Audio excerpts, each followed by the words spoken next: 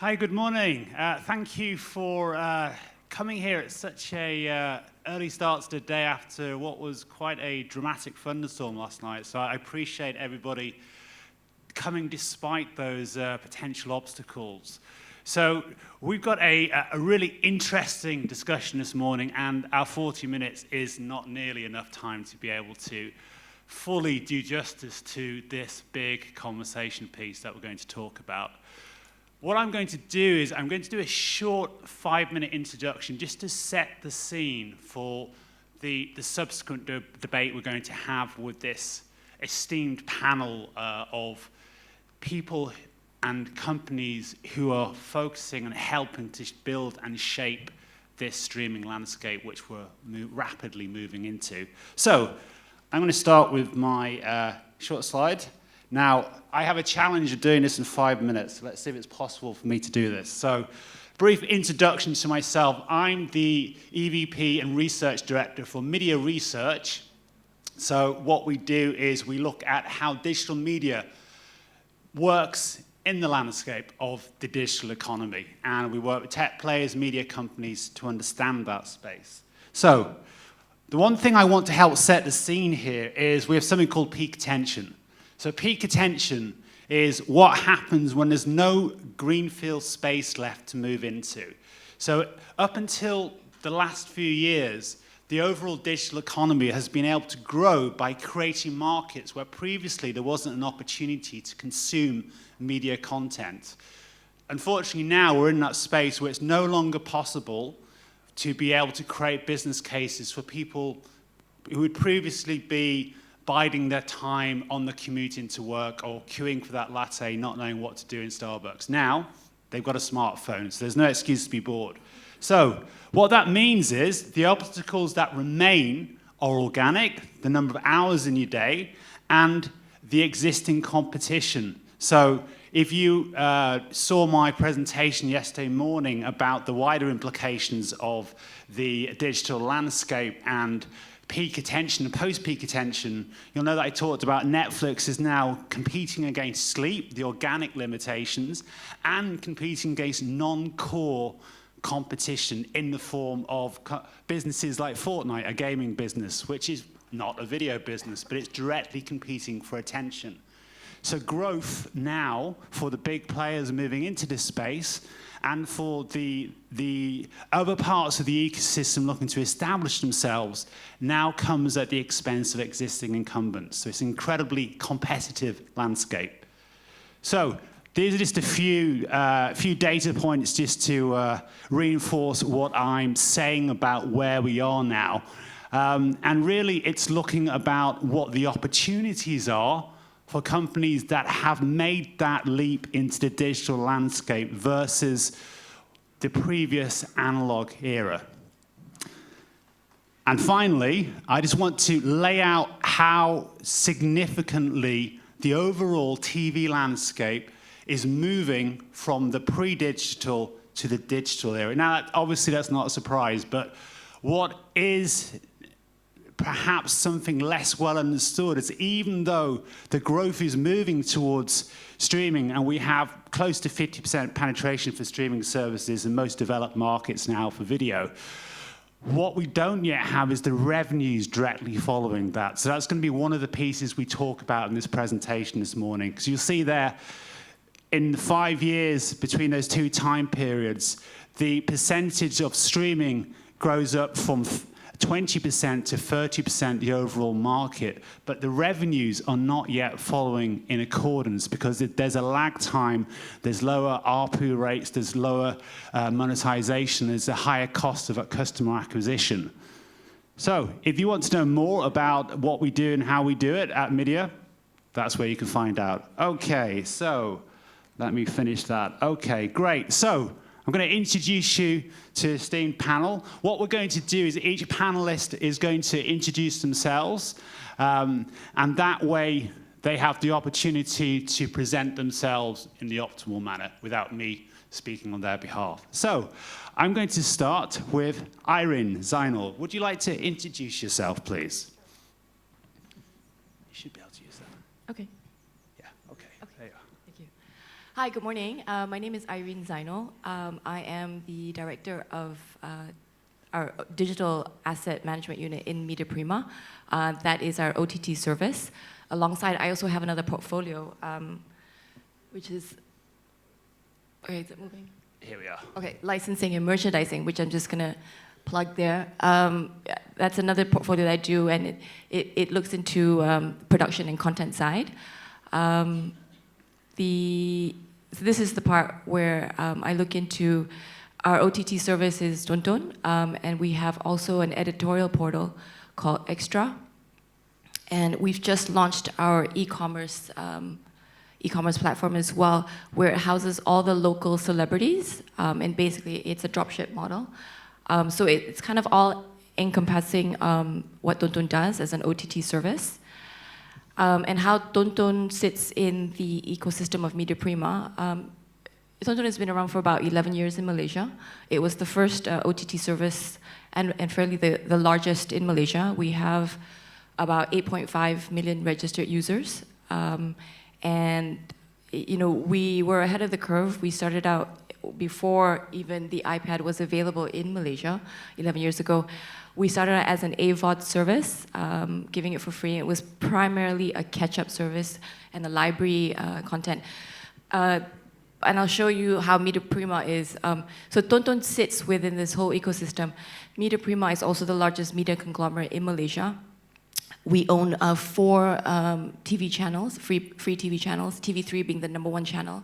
Alongside, we have other businesses such as home shopping with a partnership with CJ in Korea, CJ Wow Shop. We've got the print business, which is on the second line, an outdoor business, out of home, which is what it's called now. We've also got radio, and the studio business, which I handle the other portfolio of IP, animation, and licensing and merchandising, alongside a talent management recording label, plus the MIDiA Prima digital arm, which handles all our games and apps and digital push. So just to kind of give a little bit of a background for Tonton, Tonton would see amongst TV3 and TV7, 8TV, and TV9, we have over 40,000 hours of library content, you know, spanning over the years of more than 35 years in the country in terms of broadcast. So when Tonton was set up about 11 years ago, it was primarily a catch-up service, being able to just basically get people to watch the favorite content at that time on this service. You know, a few years down the line, we moved and we had the opportunity to look into a subscription service, which was what everybody was doing, and kind of get into that space, looking at revenue that could supplement the MIDiA Prima, basing it on advertising revenue. That was in 2016. It's been a roller coaster ride. Subscription, I think the conversion of subscription, and I think being able to handle the infrastructure cost that comes with running an OTT, it's very high, as most of you who run an OTT service. In Malaysia, that was a fairly low conversion because I think our service was primarily free in the first place. So a lot of our users or customer base were used to paying it for free. And as you know, piracy is also a big challenge in the region. So with that, we decided after 2 years of adding a subscription tier to it to remove it. And what we've done is we've now democratized that. We've democratized all our content, and we now have a strategic commercial partnership with YouTube for all our VOD content. So Tonton sits on its own alongside with the player, the backend with YouTube. And for our linear channel, we work with Dailymotion. So, you know, you can watch it on the Tonton service alongside with the Dailymotion service. So I think that pretty much kind of summarizes where I sit in this panel today. Great. Pass it on to Thank you, Irene. So Akul, would you like to introduce yourself and DocuBay? Good morning. Good morning. Thank you all for making the time to come here, besides the thunderstorm, like Tim said. So I work with DocuBay. DocuBay is the only global membership video on demand service for streaming premium documentaries. We have big, audacious plans for DocuBay, but currently we are consistently focusing on 3 main things. First one, creating and curating a hand-picked library of content of documentaries, which are befitting a global platform. Second is to create a community around people who watch documentaries. And third is on discovery of documentaries, for which we are using a lot of AI and some innovative features, which if you download the app and see, I'm sure you'll be hooked on to. So yes, that's it about me and DocuBay. And we have play a the short, file, please? we have a short video, don't we? I was given a cue, I have to say, play the file, please. Yes. Could we please play the short clip for DocuBay, please? Thank you.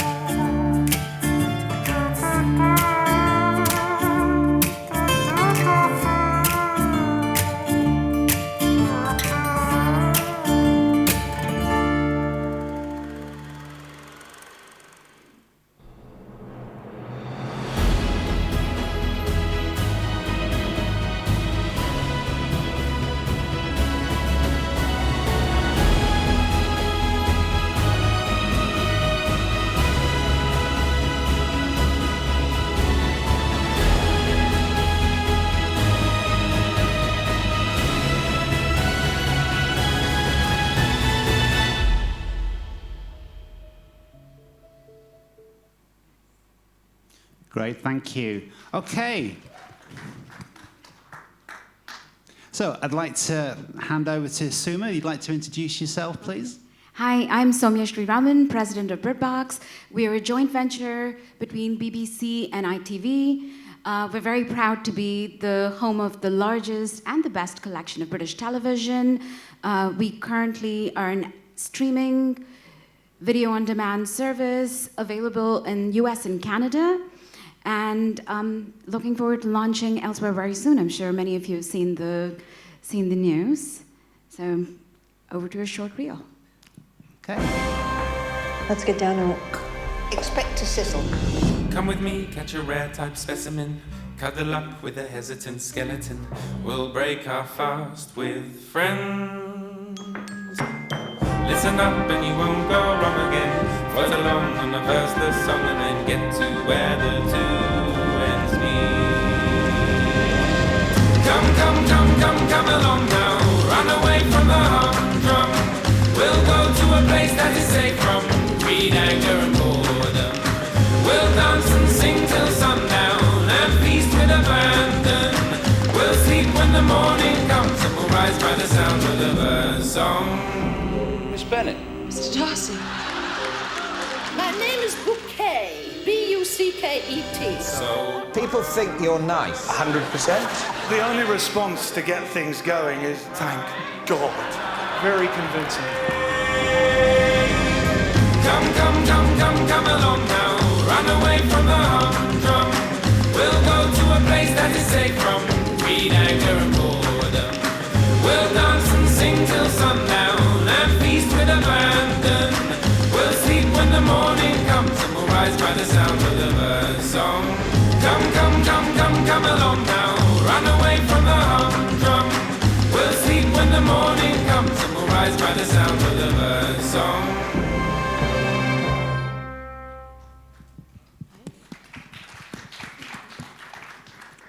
Great, thank you, Soumya. And Ira, would you like to introduce yourself, please? Yes, good morning, everyone.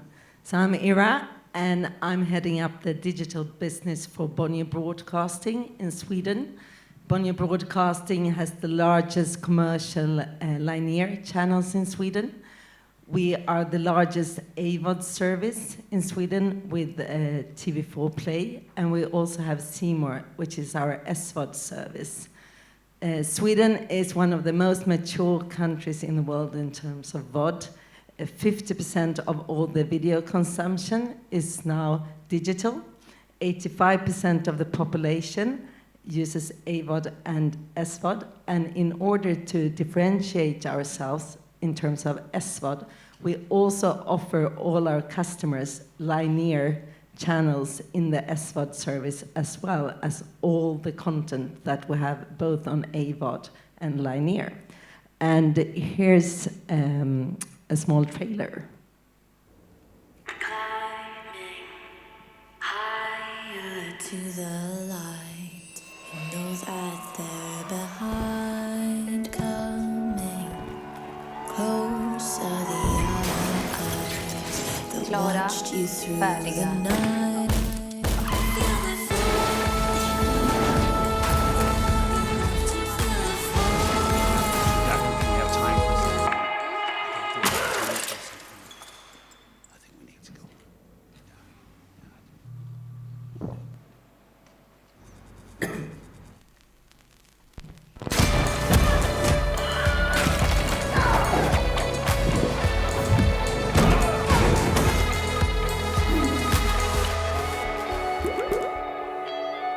Du vet att det är en kärlekshistoria egentligen. De älskar varandra så mycket alltså. Men fick inte. Hon blev inlåst. Men han kämpade. Och till slut så fick han henne. Och hela kungariket. Feel the fall.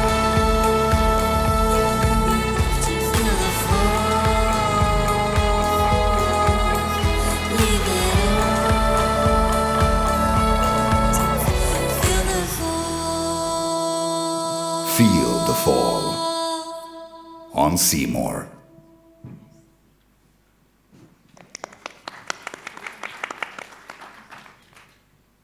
Great, thank you. Excellent. Okay then, so a lot we could cover in this panel, and as we've now seen from all our panelists' introductions, there's a lot of valuable perspectives on what the opportunities and challenges are in this landscape. So I'd like to open with, in some ways, a rhetorical question that perhaps we can't answer at this stage, but it is arguably key to what's going to happen over the next few years. And that's, is there space for smaller players in the digital streaming landscape when not only do we have the likes of Netflix, Amazon Prime Video, but we've also got Disney Plus, we've also got Apple TV Plus, HBO Max. Yep, yeah, and we've got Peacock coming along. So, is there space for the smaller, more niche-focused players? If there is, how do you create that cut through when we have this peak attention landscape? So, Samia, would you like to start? I am happy to take it because I don't know how small is small, but we've been very pleased to see the trajectory of growth that we've had. We launched in March 2017. Here we are, a little over 2.5 years ago, away from that, and the growth has been tremendous. Engagement has been great. Retention has been fabulous.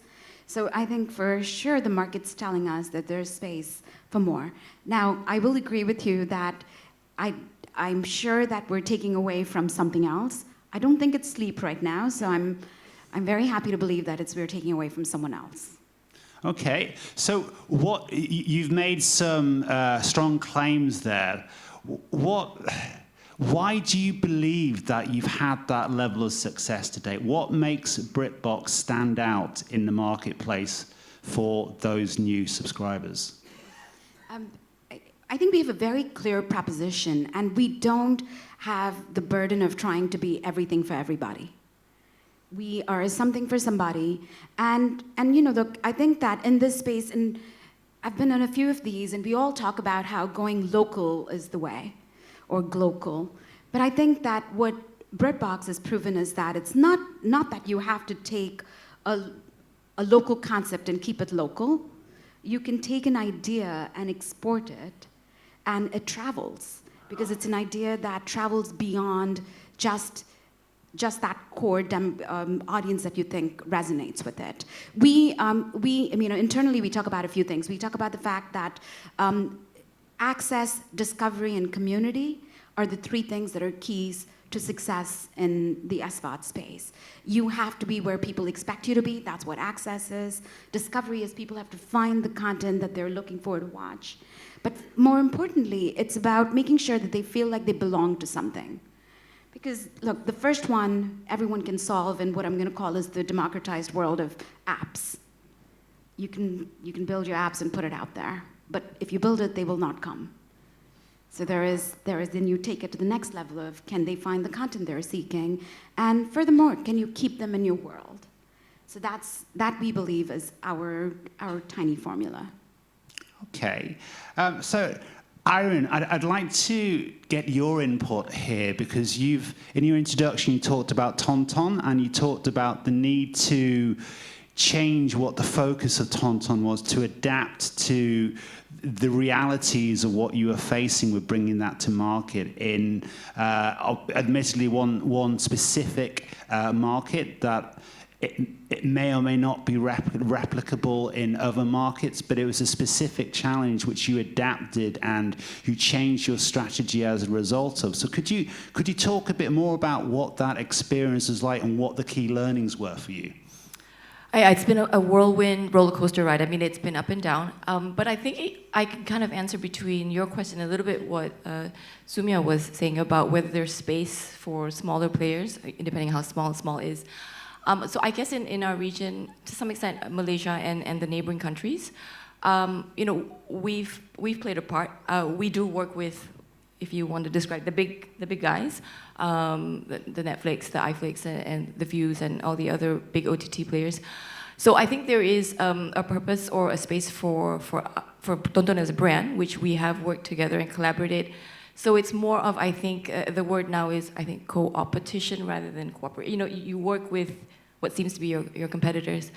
But it's been a bit of a journey for us. I think for an OTT service to work and to have our content with another big player like a YouTube and Dailymotion, that's been a strategic business decision that we've made, simply to keep, to some extent, afloat and to keep our service being able to be widely searched or discovered by other users that may not necessarily would know Tonton directly. So it's been a great challenge. I think, as I mentioned, the conversion of getting the subscription business into play into Asia, in Malaysia specifically. Our challenge now is also supporting advertising revenue, if not subscription. We've moved away subscription, but I think it becomes kind of in a cycle. We've just looked into our business plans, and I think it's looking back into, okay, what makes it work? Is it a hybrid? Which a lot of the SVOD players that came into the region or territory started out as a full-fledged, pay, but now it's almost like we're offering also a free service. So when we looked at it, as in Tonton started as a free, we added the subscription tier, decided, I think there's no right or wrong. I think you just have to adapt and be agile to market forces, to stay afloat, to keep the business running. So what we've done is, I know a few of colleagues have also, in peers of the industry, have said, is that the right move? So we've heard it from people in the region, and also, I guess, industry experts saying that may not be the right move. But I think we took that challenge. Working with YouTube has also been a learning curve for us in terms of working with a big giant, to some extent. It's been interesting. I don't think there is an answer today as to what has been the right outcome. I think it's fluid, and it's as we go along together, what would work for consumers and users, and to support the industry as well to some extent. Okay, thank you. Ira, I'd like to go to you next, because what you offer at Seymour seems to suggest a way for the smaller, more localized operators to compete on an equal footing because of the the variance of your experience with the on-demand and the linear and the sports and the news integrated with the specific key scripted drama focus of what you have. Could you talk a bit more about how that is enabling you to be able to compete on such a strong footing in the Swedish market? Yes, so first of all, the average Swede actually has 3.7 VOD services. 1.6 is SVOD and the rest is AVOD. And we put a lot of effort into the research, and it shows that you have one service that is your baseline. That's what you always have, and the rest is like a churn and return. And looking further into that, you see that the users, they have different stages or needs. So you have everything from you really switch off your phone and you're really focused, till sitting with friends, having a chat, having something on, till just have a friend in the background. And obviously, something could be really important to me, whereas to someone else it might be something that you have on in the background. So what we've tried to do with offering the Swedish major sport leagues, offering linear TV, Swedish content as well as international content, is to ensure that we are that base service, and then that the rest of the services will basically be the churn and return part. And in order to do so, you need to offer a very wide range. And today there are very few VOD services that can actually give the customers the satisfaction in terms of just having something in the background. And that's where linear TV is very efficient. Okay, thanks. So there's a number of follow-up questions I'd like to ask that. But before I do, Akul, I want to get your perspective from, we've been talking thus far about establishing services in this landscape, but from the point of view and perspective of a content creator and a content production company, do you see increased opportunity with having a broader range of smaller players alongside the majors, or are you nervous about a consolidation that reduces your ability to be able to sell across these different services? So DocuBay launched in August this year. So when Soumya says how small is small, I feel that very accurately. But that said, when you look at the market right now, we all ask each other, what services are you subscribed to? What we are actually asking, and the subtext which is often ignored, is what are you subscribing for? And what you're subscribing for is content. Now, for a viewer, the platform of where it sits on and why they subscribe to it might have various other connotations and reasons why they do it, but the primary driving force is the content. So if, as a provider, you can offer a clearly placed, defined content offering, I think there will always be space. Now, we've come to a streaming landscape, but if we just roll back a little, when the linear landscape was put into place, at that point of time, we were building a distribution network for getting content across. Today, we are sitting in an environment where there is already a distribution network in place. You have 1 billion people you can reach out to at the push of a button. And the latent demand will remain for content. And as long as we are able to curate, create content that is engaging, that is different from what exists, yet not so different, and relevant to the people and the times they live in, I think there's always space. Okay. Are you at all concerned that we are currently in a bidding war for content amongst the streaming services? Does that make you nervous if you fast forward 5 years into the future? Tim, I think your paper actually captured it really well, right? I think we are, I read your white paper whenever it was, a few weeks ago when you sent it, and I was just thinking, we are absolutely in a world where there is so much content being made. I mean, I think Netflix had, 470 originals last year? And I think in the US, there is, 925 new shows that were launched last year, something to that effect. And it's just, I mean, the amount of content is mad. I was on a panel recently with a reporter from a famous trade publication, and he said, you can't talk anymore about what content is releasing. You can only talk about what you might have missed. He said, it doesn't matter anymore what's being released. And I think that that's such a fascinating moment in our time. So does it mean that in 5 years, we're going to somehow reset the clock and go back? No. I think what we've said is the world is saying, don't give me those 10 shows that you launched on these 4 major networks. I'm okay to take all of this because I'm a person with different interests. And I think when Ira was talking, I was just thinking, we have another content formula that we talk about, which is this combination of the known, the now, the new, a lot of these alliterations. But the idea is, if you bring them in for the known shows, something you know, the now is, this is, it's happening now, which means I need to be plugged in to watch this now. And hey, that's that new thing that I might have missed. So it's the right combination of cycling in and out of that is the mind space. And look, I do think that we're also in a world where content's getting expensive, but I do think that conversely, apps are not that expensive anymore. You can put out a service and reach a lot of people, which wasn't the case that many years ago. So I do think that the world is resetting in different ways. Okay. Aaron, the one possible interpretation of what Sumi's eloquently said there is it's about market timing. It's about a technology keeping pace with the ambitions of the business. Does that resonate with your experience of Tonton and what happened with the journey you went on with bringing that to market? Yeah, I mean, we've worked with a few vendors in terms of getting our service up and running.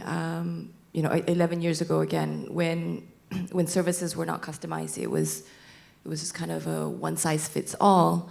We had to work with, and I think we were new in that space, not knowing we're not a tech company, we're not a tech-based company. So I think kind of looking out to services that were just a one-fit-all, which didn't work for our region to some extent. So after about 2 years after we we worked with other vendors as well.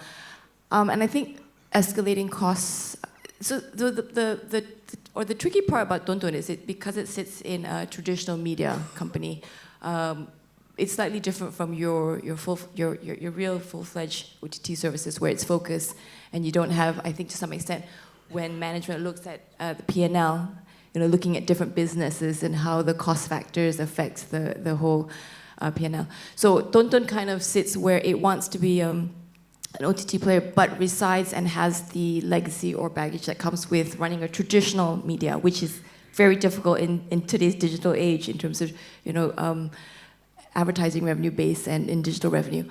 So it's been a real eye-opener as well. So we've moved away from working with customized vendors now to offer our service, hence the partnership with YouTube.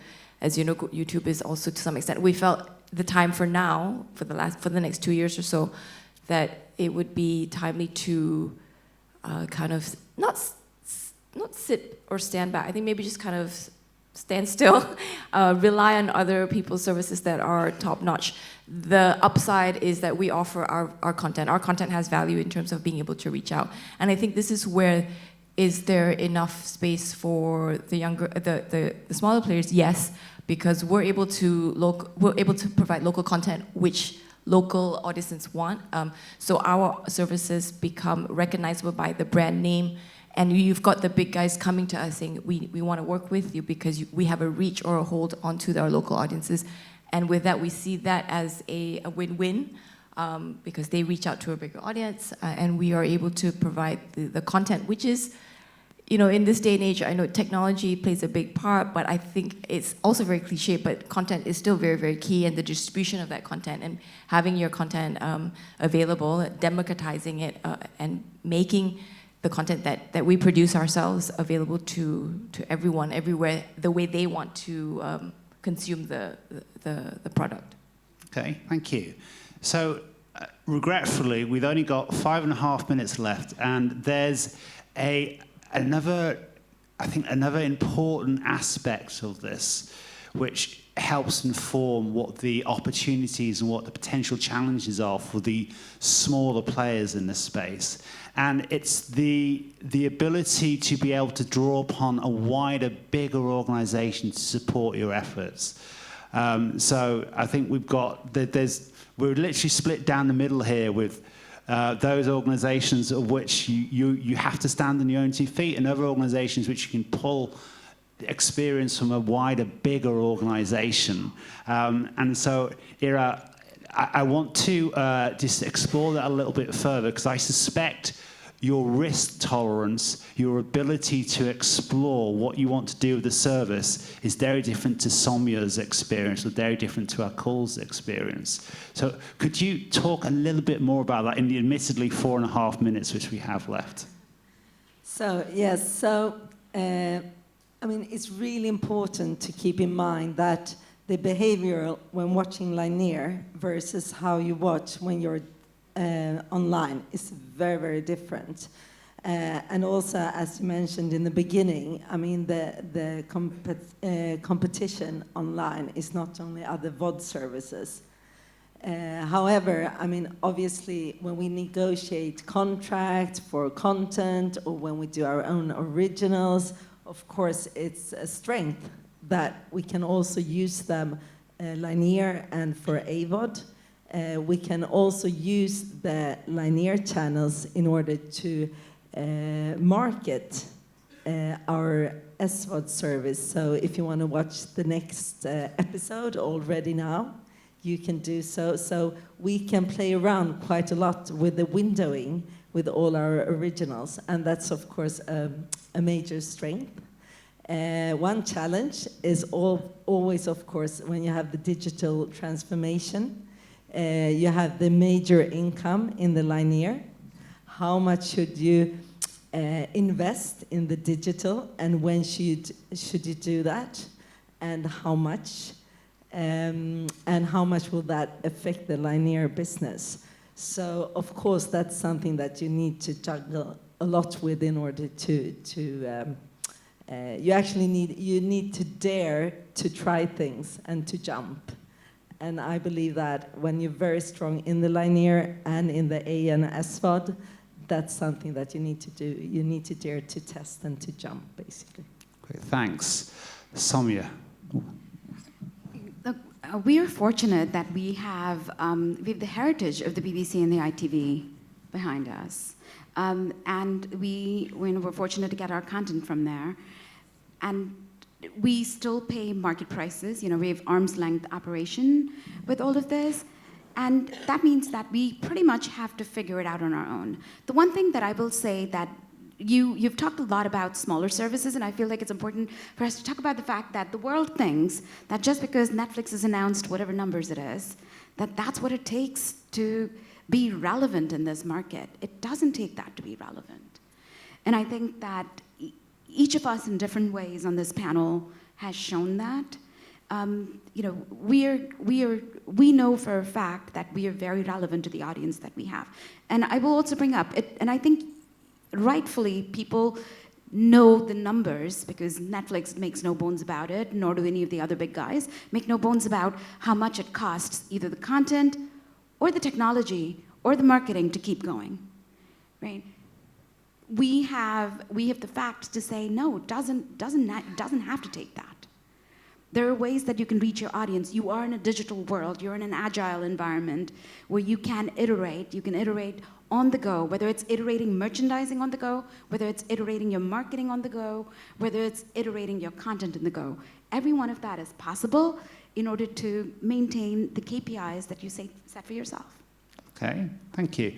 Akul, that seems to resonate with what you were saying earlier about the opportunities where we are now. So is that your feeling as well, that actually being a smaller player makes you more nimble because you can be more laser focused on what you want to achieve? Yes, and agile at the same time. If there's anything that Batman taught us in the last movie was that you can't really make that jump and rise if you're tied by a thread. we are not bound by linear. We have no soft corner as to what will happen to linear if we really do well. And yes, it's always nice to have a cushion of, okay, we may take this risk, but we have a backing. But it's fun without that too. And while we look at 5 years in the future, we somehow tend to look at it with all the options available to us today. But the way things are evolving and how exponentially they're growing in ways that we cannot imagine while sitting over here. There will be more opportunities, more alliances, more ways of doing business, which will offset the risk of not having any risk offsetters. Okay, great, thanks. So we have 8 seconds left, so I think we're going to have to wrap this up. Do you have a one-word answer, Irene? I suspect you don't, so that's probably an unfair question for me to ask. Unfortunately, we have run out of time. I prefaced this presentation and this panel by saying it's a huge area, we didn't have enough time. I've proved the point. So thank you very much for being here and braving the weather and the early time and the start. And I'd like to say thank you to Irene, thank you to Akul, thank you to Soumya, thank you to Ira, and thank you all of you for sharing this discussion debate this morning. Thank you. Bye-bye.